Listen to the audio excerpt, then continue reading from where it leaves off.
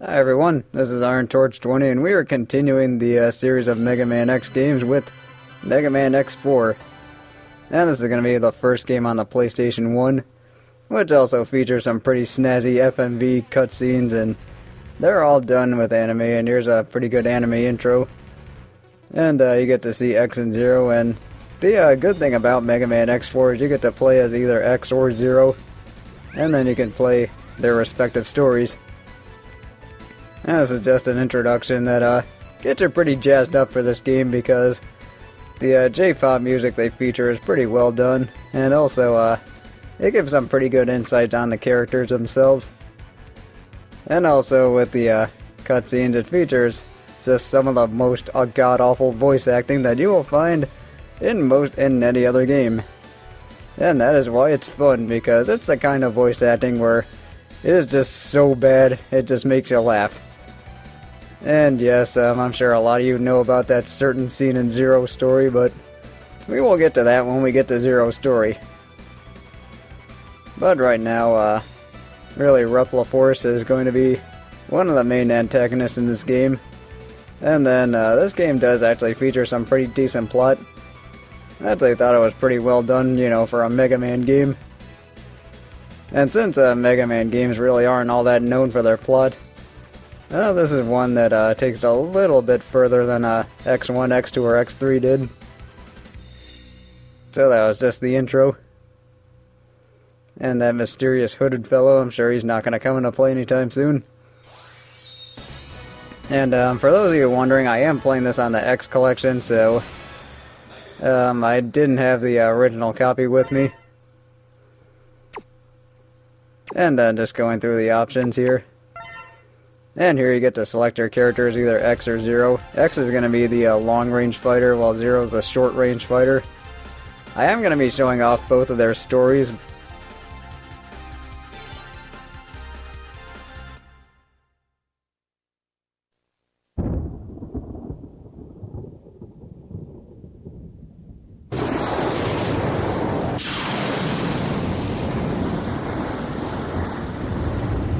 It's about the Maverick Hunters, General.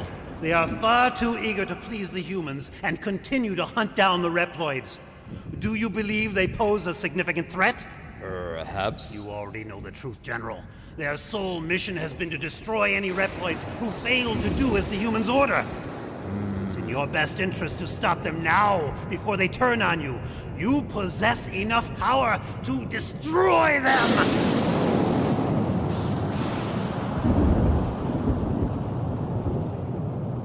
Dismissed. What? I will not betray the humans. Remove yourself from my sight. My business with you has concluded. Very well. But you will change your mind soon, I assure you.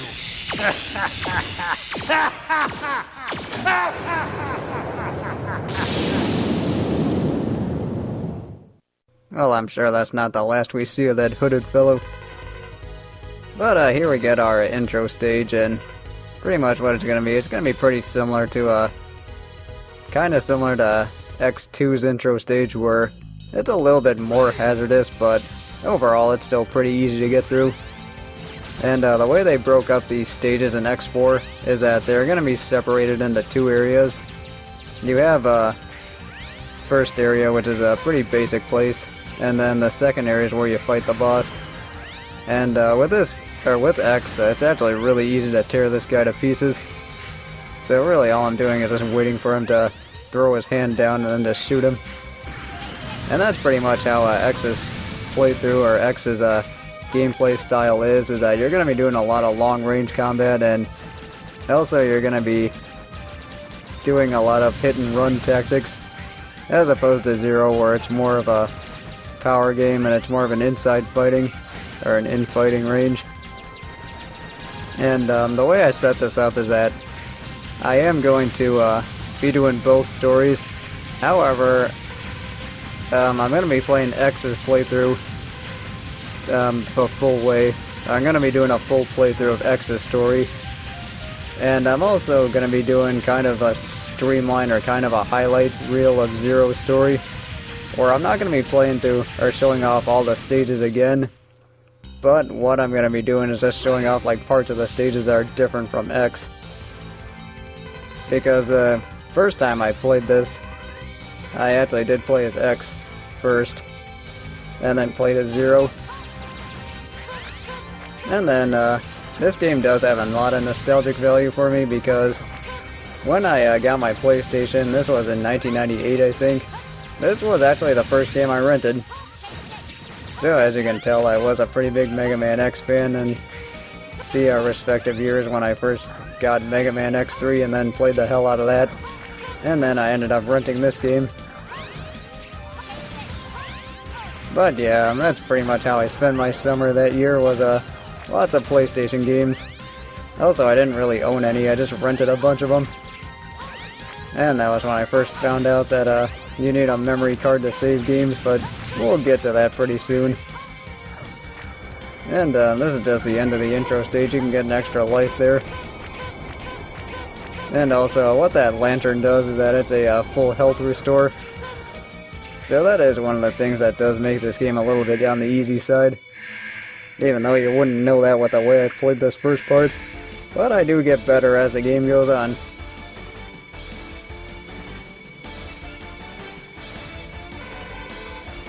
But here's our intro boss, just like the other games. It's pretty easy to deal with. You just have to just shoot him over and over again.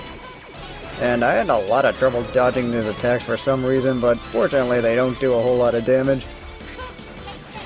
And then basically all you're doing with X is just shooting him from far away. And then just finishing him off right here.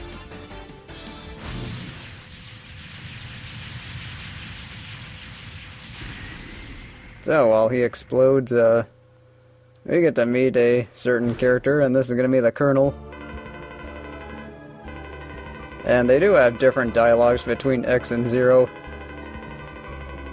And those are things I am going to be showing off in Zero's playthrough, or in Zero's story. So, this is just some plot. And then this is just what happens when you have two stubborn sides, and unfortunately, you get this kind of war. And then X even told him that you'll be treated as a maverick, and unfortunately, this is how the war between the X-Hunters and the Repliforce starts off. And also, fun fact, you can charge your X-Buster when you first play it, or during the dialogue. This is just what the save screen looks like. And yeah, I had some problems.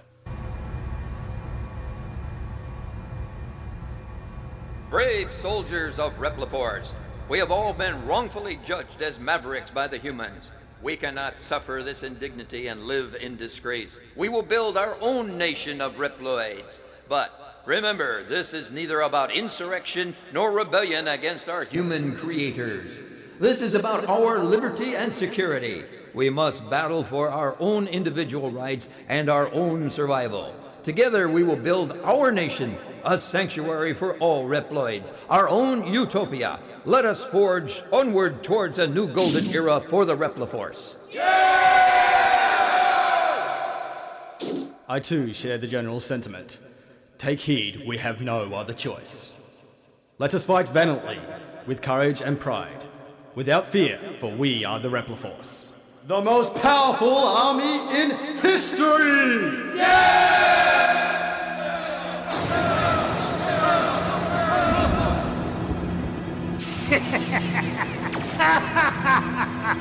The General has finally taken action.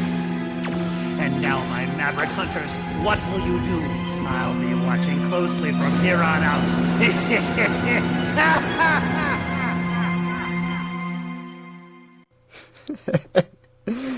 I'm sure that the way they shot that was they just put 5 different people in the room and just had them shout, "Yay!" Dude, I love this game. Okay, well, I guess I trust you. You say you're a rookie? No, that's not gonna bite me in the ass anytime later.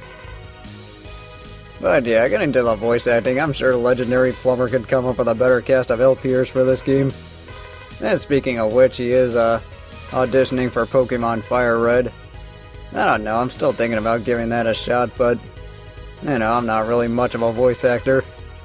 I mean, we'll have to see how that goes. And then again, he's not going to be doing that LP for a while since he is moving. Anyway, here's our cast of characters for this game, and unlike X2 and X3, they actually explain what these guys are doing. And I'm taking a little bit more of a difficult route with this game, just because I am trying to play for efficiency just like I was with the other ones. So that's going to involve going into Slash Beast stage first. And fun fact, this was actually the first stage I actually beat when I ended up first renting Mega Man X4. And I did play as X because, I mean, I'll explain a little more in Zero's playthrough, but Zero definitely takes a lot of getting used to. But once you do get used to him, he's actually a lot of fun to play with. But right now I'm just starting things basic and then playing as X. And what you're doing in the military terrain is that basically there are going to be a lot of enemies, and some of these guys are going to try and blow up like sections of the train that you're on. And then with those blue boxes, you do need the right armor to break those. But we'll be getting to that pretty soon. And of course those cannons are pretty painful. But yeah, getting back to the gameplay itself, I mean, these stages are actually very fast-paced.